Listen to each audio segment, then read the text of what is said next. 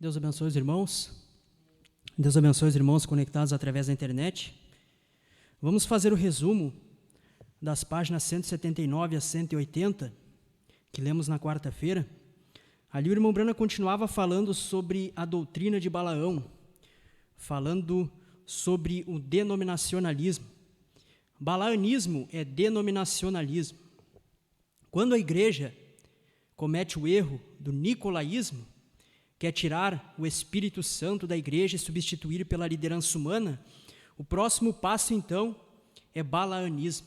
Então, eles se denominam. Eles trocam a palavra de Deus por um manual eclesiástico, por uma forma de adoração, por dogmas, por credos. E eles depõem o Espírito Santo e substituem por formalismo. E continuando falando sobre a denominação, o irmão Brana diz que quando você se denomina, quando você se organiza, você está morto, você morre. E em cada era isto aconteceu. Em cada era eles se denominaram. Deus chamava um povo, Deus os santificava, Deus os justificava, Deus os enchia com o Espírito Santo, mas na próxima geração, eles já estavam denominados, eles morriam. Assim como Israel, que saiu do Egito, saiu das denominações, eles foram libertos, eles agora eram livres, mas após algum tempo ali mesmo no deserto, eles se denominaram, eles deram ouvidos a um profeta mercenário.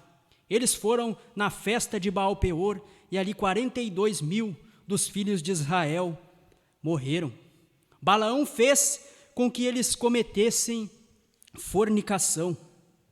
E fornicação é o mesmo espírito da denominação. O irmão Brana diz: eu disse que o espírito de fornicação é o espírito da organização, e todos os fornicários terão seu lugar no lago de fogo. Isso é o que Deus pensa a respeito da organização. Sim, Senhor, a prostituta e suas filhas estarão no lago de fogo. Quem comete fornicação natural, o seu lugar é no lago de fogo. Do mesmo modo, estas igrejas que se denominaram, que fornicaram espiritualmente, seu lugar é no lago de fogo. A Virgem Nécia, ela é salva. Ela entra salva na tribulação, e ali ela é purgada. Porém, estes aqui que o irmão Brana está falando, o seu lugar é no lago de fogo, depois do juízo do trono branco. E denominação é um espírito que separa as pessoas. A denominação não é de Deus. Eles nunca foram e nunca serão. É um espírito errado que separa o povo de Deus em hierarquia e leigos. E é, portanto, um espírito errado que separa as pessoas das pessoas. A denominação separa os ministros, o clero do leigo, põe eles a um nível acima, substituem a liderança da igreja, que deve ser o Espírito Santo, por uma hierarquia religiosa. Esta é a denominação, e a denominação também separa as pessoas das pessoas. Um irmão não pode ter companheirismo com o outro, às vezes eles não podem nem se cumprimentar. Como uma vez, acho que eu já contei aqui, eu fui falar com alguém da mensagem de um grande ministério, talvez o maior da mensagem no Brasil, é o maior sim, os irmãos devem saber de quem eu estou falando. A primeira coisa que ele me perguntou, antes mesmo de perguntar se eu estava bem, era de qual companheirismo eu pertencia. Ou seja, eles fazem uma separação de pessoas com outras pessoas. Eles separam as pessoas das pessoas. Esta é a denominação. E Deus odeia a denominação. Deus detesta a organização. E assim como Balaão fez aquela festa ali no deserto, e 42 mil dos israelitas foram mortos, assim Constantino também concedeu festas pagãs àquele povo que foi ao concílio de Nicéia e aceitou casar-se com o Estado. Ele concedeu festas pagãs com títulos de cristãs. Ele tomou a adoração do Deus Sol e mudou-a para a do Filho de Deus. Em vez de celebrar em 21 de dezembro, que era quando costumavam celebrar a festa ao Deus Sol, eles a avançaram para 25 de dezembro e a chamaram de aniversário do Filho de Deus. Porém, nós sabemos que ele nasceu em abril, quando surge a vida, não em dezembro.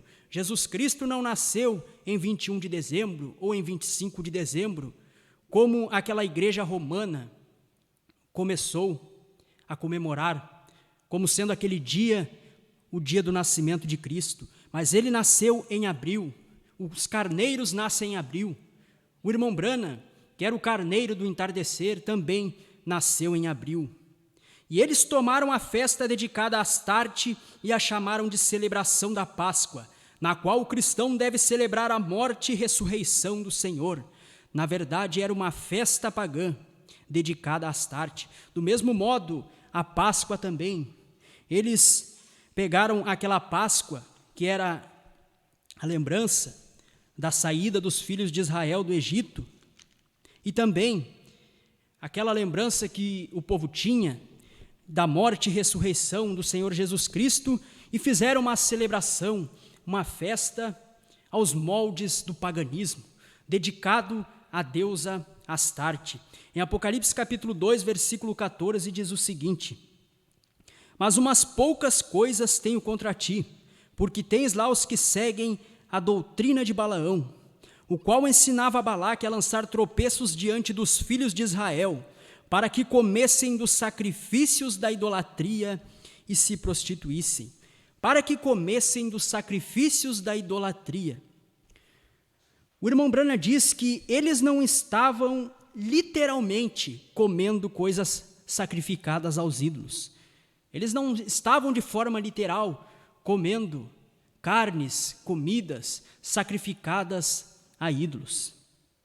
Não, até porque o irmão Branham diz, embora o concílio de Jerusalém tivesse falado contra tais coisas, em Atos capítulo 15, versículo 29, onde eles dizem que nós nos abstêssemos de carne sacrificada a ídolos, embora eles tivessem ordenado isto, Paulo não deu muita ênfase a isso, o irmão Branham diz. Paulo não deu muita bola a isto, porque em 1 Coríntios capítulo 8, versículo 4, ele diz que os ídolos não são nada.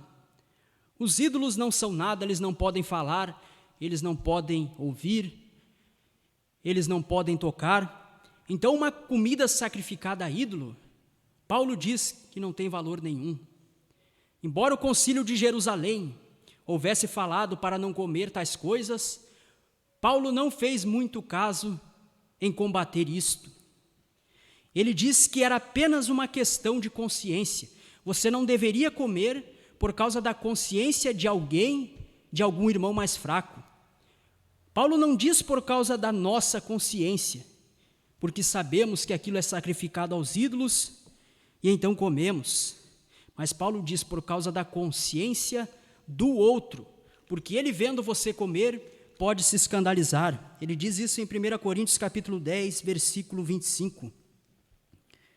Comei de tudo quanto se vende no açougue, sem perguntar nada, por causa da consciência, porque a terra é do Senhor e toda a sua plenitude. E se alguém dos infiéis vos convidar e quiser dizer, comei de tudo o que se puser diante de vós, sem nada perguntar, por causa da consciência. Mas se alguém vos disser, isto foi sacrificado aos ídolos, não comais, por causa daquele que vos advertiu e por causa da consciência, porque a terra é do Senhor e toda a sua plenitude. O irmão Branham diz, se alguém te convidar, o irmão Branham não, o apóstolo Paulo diz, se alguém vos convidar para comer e dizer que aquilo é sacrificado aos ídolos, Paulo diz para não comer, mas não por causa da sua consciência, mas por causa da do outro. Mas se alguém vos disser, isto foi sacrificado aos ídolos, não comais, por causa daquele que vos advertiu e por causa da consciência, porque a terra é do Senhor e toda a sua plenitude. Digo, porém, a consciência não a tua, mas a do outro. Pois por que há de a minha liberdade ser julgada pela consciência de outrem? E se eu com graça participo, por que sou blasfemado naquilo por que dou graças? Portanto, quer comais, quer bebais ou façais qualquer outra coisa, fazei tudo para a glória de Deus. Então, comer carne sacrificada aos ídolos, aqui em Apocalipse, capítulo 2, versículo 14, não era comer literalmente, mas o irmão Branham diz que era participar num sentido espiritual. Comer é ter comunhão. Quando um homem de negócios vai tratar com outro, eles vão almoçar, vão jantar. Para quê? Para que eles tenham uma comunhão. Nós mesmos, quando comemos, estamos tendo comunhão com nossa família, com nossa esposa. Então, comer significa ter comunhão, aqui em Apocalipse, capítulo 2, versículo 14. Aquele povo que se casou com o Estado, aquela primeira igreja romana que havia deixado adentrar o babilonismo, as doutrinas e os credos pagãos, aquele povo estava tendo comunhão com os ídolos. Eles estavam comendo carne sacrificada aos ídolos. Eles estavam tendo comunhão. Eles estavam se prostrando diante de imagens. Eles estavam confessando seus pecados a homens e recebendo o perdão dos mesmos. Eles tinham altares de incenso, os quais diziam que eram as orações. Então, eles estavam com seus ídolos, tendo comunhão com eles, comendo carne sacrificada aos ídolos. E o irmão Branham diz sobre comer carne sacrificada aos ídolos, aqui em Apocalipse capítulo 2, versículo 14, ele diz: eu vejo isto na mesma luz em que vejo as palavras do Senhor. Se não comerdes a minha carne e não beberdes o meu sangue, não tereis vida em vós mesmos. Nem só de pão viverá o homem, mas de toda a palavra que sai da boca de Deus. A Bíblia diz que se não comêssemos da carne e não bebêssemos do sangue do Senhor Jesus Cristo, não teríamos comunhão com Ele. Não poderíamos participar da vida eterna. Comer é ter comunhão. Nós, os crentes, devemos ter comunhão com a palavra do dia, pois as águias se ajuntam ao redor do corpo morto fresco para o dia em que vivem. Nós não devemos comer comida sacrificada aos ídolos, ou seja, nós não devemos comer falsas doutrinas, idolatria, paganismo. Não devemos ter comunhão com o paganismo ou com uma mensagem que já passou, que já é morta, que não pode falar, que não pode ouvir, que não pode tocar, pois é um ídolo, é uma mensagem que Deus já usou, mas que não tem mais poder, pois o que tem poder é aquilo que Deus usa para o dia em que vivemos. Encerramos o resumo. Os irmãos podem colocar-se de pé. Vamos receber o nosso pastor.